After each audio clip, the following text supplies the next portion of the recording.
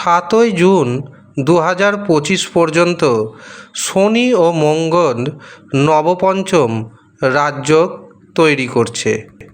আর এই নবপঞ্চম রাজযোগের কারণে বাম্পার অর্থনৈতিক উন্নতি হবে 4 রাশির জাতক এবং জাতিকাদের।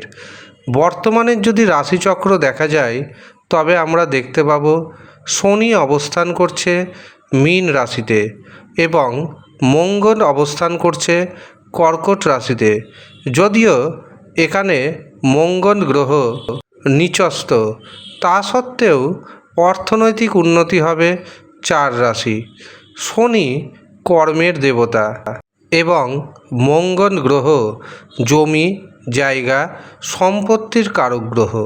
এর পাশাপাশি পারিবারিক জীবনের, দাম্পত্য জীবনের এবং বিবাহিত জীবনের কারক গ্রহ এই মঙ্গল। আপনার জীবনে কোনো কোর্ট কেস হবে কি না তা দেখে এই মঙ্গল গ্রহ।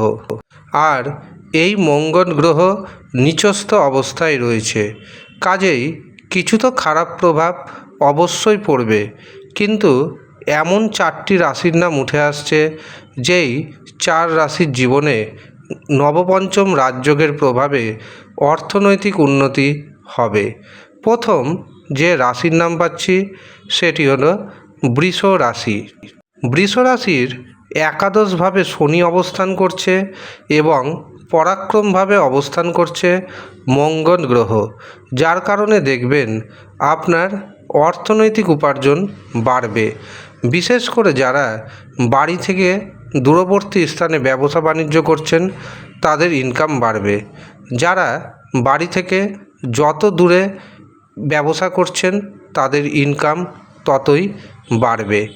ভাইয়ের সাথে ভাইয়ের যে সম্পর্ক খারাপ হয়ে গিয়েছিল সেই সম্পর্ক কিছুটা হলেও ঠিক হবে। ব্যবসাতে নতুন নতুন যোগাযোগ আসবে। আপনার বিরুদ্ধে যদি কোনো মিথ্যা কোর্ট কেস থাকে তবে সেই কোর্ট কেসের হয় মীমাংসা হবে আর না হয় আপনার ফেভারে আসবে। এছাড়াও জমি জায়গা সম্পত্তি জনিত যদি কোনো সমস্যা থাকে সেই সমস্যা দূরীভূত হবে। দাম্পত্য জীবনে সুখ শান্তি এবং সমৃদ্ধি আসবে। দ্বিতীয় যে রাশির নাম পাচ্ছি সেটি হলো মিথুন রাশি। মিথুন রাশির ধনভাবে অবস্থান করছে মঙ্গল গ্রহ এবং কর্মভাবে থাকছে শনি। কাজেই আপনার কর্মে যদিও জটিলতা রয়েছে, কিন্তু সেই জটিলতাকে যদি ওভারকাম করতে পারেন তবে কর্মের মাধ্যমে উন্নতি হবে। কর্মের মাধ্যমে আপনার হাতে প্রচুর পরিমাণ অর্থ আসবে। এই সময় জমি জায়গা সম্পত্তি ক্রয়ের অথবা বিক্রয়ের সুযোগ আসবে।